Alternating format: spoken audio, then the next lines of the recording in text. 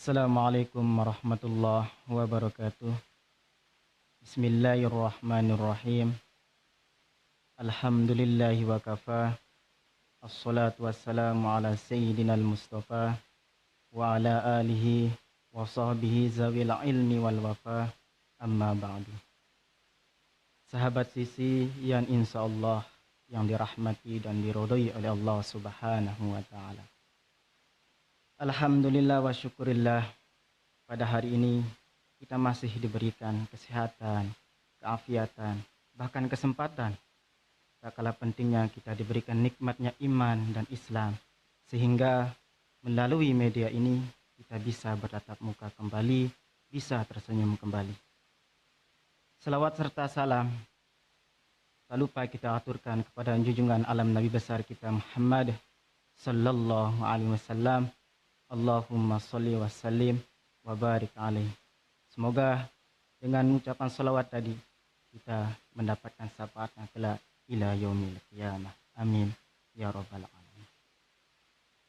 Di dalam kesempatan ini saya mau membahas kitab Akhlaqul Albani tentang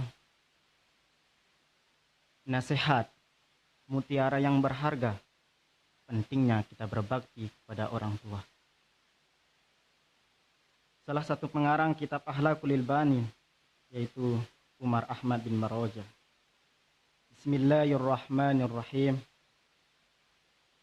Wa anta alama anna baqa'a walidaika, dan supaya kamu mengetahui bahwasanya hidup kedua orang tuamu nikmatun laka, suatu nikmat bagimu minallah, yang diberikan Allah Subhanahu wa taala, azimatun, yang sangat besar. Jadi melalui pelantaran kedua orang tua kita bisa hidup di atas dunia ini. Melalui pelantaran kedua orang tua kita bisa saling mengenal satu sama lain.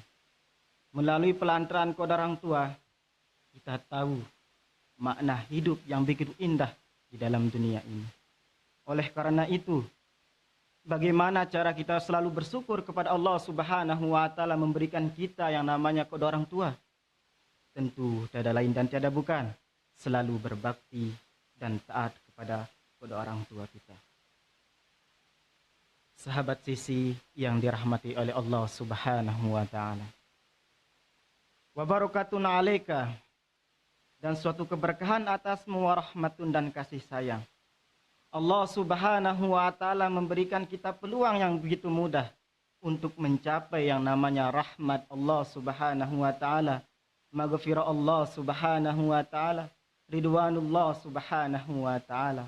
Dengan cara apa? Dengan cara selalu berbakti dan taat kepada orang tua. Ada salah satu hikayat atau cerita saking berbaktinya kepada ibunya, sayang dan cinta kepada ibunya, sosok pemuda ini yang bernama Waisul Qarani. Dan ibunya mempunyai penyakit lumpuh, tidak bisa berjalan. Tapi Waisul Qarani selalu sabar dan tabah mengayomi perintah-perintah ibunya.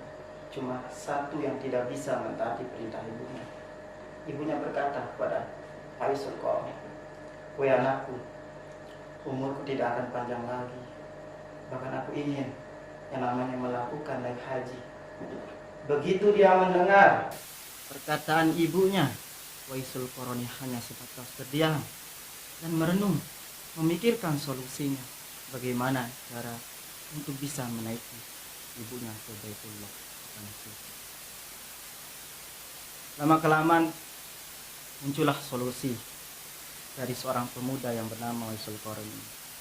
Dia mempunyai uang secukupnya. Dia berpikir untuk membeli salah satu seekor sapi yang begitu kecilnya. Dan dia berpikir akan menggendong sapi ini, memelihara di atas bukit yang paling tinggi. Sampai-sampai temannya mengatakan Waisul orang gila. Akan tetapi Waisul Qarani tetap dengan itikadnya yang kuat, dengan niatnya yang tulus untuk selalu membantu hajat-hajat ibunya. Lama-kelamaan sapi sudah semakin besar. Dan begitu fisiknya seorang pemuda ini semakin besar. Lalu ia menggendong ibunya ke tanah suci. Alangkah luar biasanya baktinya yang bernama Waisul Qarni ini. Alangkah luar mulianya perbuatan Waisul Qarni terhadap ibunya. Sampai-sampai dia rela menggendong ibunya di rumah sampai Baibatullah, di tanah suci Mekah. Di waktu dia mengelilingi Ka'bah, dia selalu bermunajat kepada Allah Subhanahu wa taala. Apa yang dimunajatkan? Apa yang didoakan? Doanya hanya sebatas selalu mendoakan, minta ampun kepada Allah Subhanahu wa taala, kata ibunya. Ya Allah, ampuni ibu. Lalu berkatalah ibunya kepada anak, "Hai anakku, kenapa kamu mintakan aku doa? Kenapa kamu tidak memintakan diri?" Dan tapi apa yang dibalas oleh Waisul Qarni? "Aku cukup minta keridhaanmu yang bisa menghantarkan aku menuju surganya Allah Subhanahu wa taala."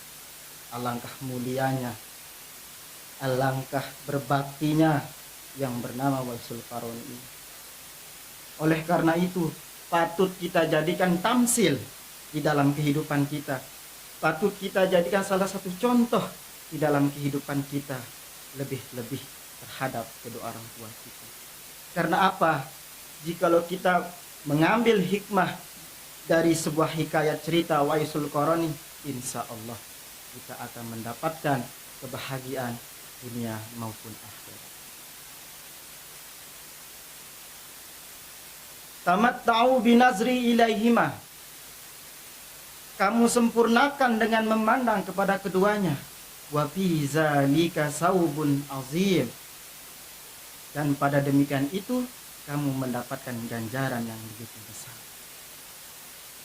Hanya sebatas kita pandang kepada orang tua dengan secara lemah lembut, dengan secara kasih sayang, Allah Subhanahu wa taala memberikan kita ganjaran.